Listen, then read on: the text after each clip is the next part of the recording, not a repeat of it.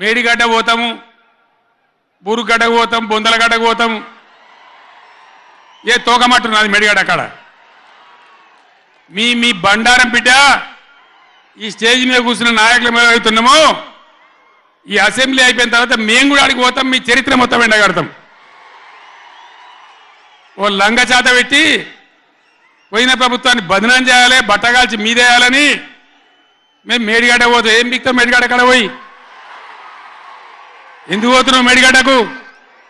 దమ్ముంటే నీళ్ళు ఎత్తిపోయి, నీళ్ళున్నాయి కాబట్టి డ్యామ్ పెట్టి కూడా నీళ్ళు ఎత్తిపోయచ్చు. రైతుల ఈ కేసీఆర్ని బదనాం చేయాలని ఒక దుష్టబుద్ధి పెట్టుకొని రైతుల పొలాలని కొడతారా? ఇలా బంధు పెట్టిన మైబాద్కు నీళ్ళు వస్తలేవు, డోర్నగర్కు నీళ్ళు వస్తలేవు, సూర్యాపేటకు తుంగతుర్తికి మునిపొచ్చిన నీళ్ళు వస్తలేవు, తగ్గిపోతున్నాయి. ఇదా మీ రాజకీయం, మీ చిల్లర రాజకీయం? మేడిగడ్డ కాడైనా ఉంటే అందులో 250 పిల్లలు ఉంటాయి, 250 300 ఉంటాయి. కాళేశ్వరం ప్రాజెక్ట్ అంటే ఒక ఆటబొమ్మ కాదు. 3 బ్యారేజీలు ఉంటాయి గోదావరి మీద, 200 కిలోమీటర్ల టన్నెల్స్ ఉంటాయి, 1500 కిలోమీటర్ల కాలువ ఉంటుంది, ఒక 19 సబ్స్టేషన్లు ఉంటాయి, ఒక 20 రిజర్వాయర్లు ఉంటాయి. ఇదంతా కాళేశ్వరం ప్రాజెక్ట్ కాదట. ఒక 2-3 పిల్లర్లు కుంగిపోయినాయి. ఎన్నిసార్లు కుంగిపోలే? నాగార్జున సార్లు కుంగిపోలేదా? కడెం ప్రాజెక్టు గేట్లు కొట్టుకపోలేదా?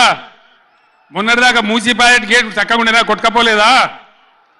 ఏదైనా పోతే సదరాలు దాన్ని మంచిగా చేయాలి, తొందరగా మంచిగా చేసి రైతులకు నీళ్ళు ఇవ్వాలి. కానీ మేము మేడిగడ్డకు పోతాం, బొందలగడ్డకు పోతాం, ఇదా రాజకీయమా? ఇది తెలివి అనిపించుకుంటుందా? ఇవి కాదు కావాల్సింది, రాష్ట్రానికి ప్రజలకు కావాల్సింది. ఒక లోడొచ్చు, వాళ్ళు గెలవచ్చు, ఎవరికి శాశ్వతం కాదు. మళ్ళీ డబల్ స్పీడ్తో మేము అధికారంలోకి వస్తాం.